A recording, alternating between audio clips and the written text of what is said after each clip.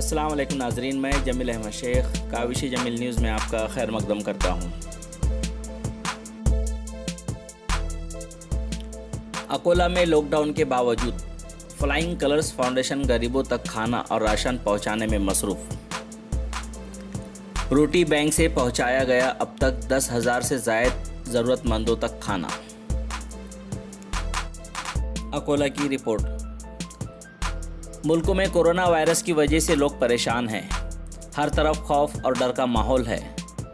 मजदूर पेशा लोगों को रोज़गार न मिलने की वजह से बड़ी परेशानियों का सामना करना पड़ रहा है और जैसे जैसे दिन गुजरते जा रहे हैं, रोज़ाना कमाने और खाने वाले लोगों के घर का राशन भी ख़त्म होता नज़र आ रहा है। कोरोना वायरस से बचने के लिए एहतियाती तदाबीर के तौर पर हुकूमत की जानिब से लगाए गए लॉकडाउन और कर्फ्यू में मज़ीद इजाफ़ा कर दिया गया है, जिसकी वजह से यकीनन आगे भी हालत ख़राब होने का अंदेशा है। चुनांचे इन तमाम बातों को देखते हुए अकोला में फ्लाइंग कलर्स एजुकेशन फाउंडेशन की जानिब से गरीब और मुस्तहक लोगों के लिए इमरजेंसी राशन किट का इंतज़ाम किया गया, जिसमें आटा, चावल, दालें, शक्कर, तेल, चाय पत्ती, हल्दी, धनिया पाउडर और लाल मिर्च जैसे खाने की अशिया शामिल हैं।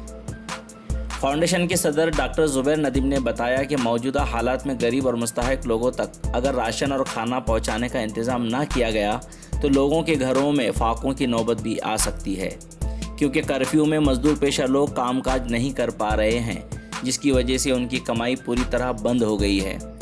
लिहाजा लॉकडाउन में 22 मार्च से अब तक अकोला शहर और अतराफ में फाउंडेशन की जानिब से 600 घरों तक इमरजेंसी राशन किट तकसीम की गई और मज़ीद 400 राशन किट रमज़ान से पहले तकसीम करने की तैयारियां चल रही हैं।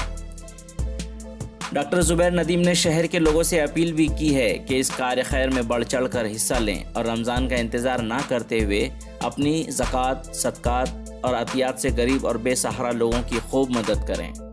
दूसरी तरफ जो लोग दवाखानों में ज़ेर इलाज हैं और शहर के बाहर देहाती इलाकों से आए हुए हैं, उन लोगों को भी फ्लाइंग कलर्स फाउंडेशन के ज़ेर एहतमाम चलाए जाने वाले रोटी बैंक के ज़रिए सुबह और शाम का खाना मुफ्त में मुहैया करवाया जा रहा है।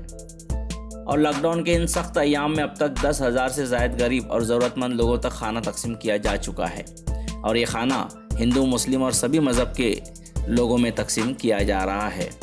इन हालात में जबकि लोग अपने अपने घरों में रहना ज़रूरी समझ रहे हैं, अकोला शहर के ये नौजवान अपनी जान की परवाह किए बगैर लोगों की मुख्तलिफ अंदाज से खिदमत करते हुए नज़र आ रहे हैं, जिसकी वजह से उनकी चारों तरफ हौसला अफजाई की जा रही है।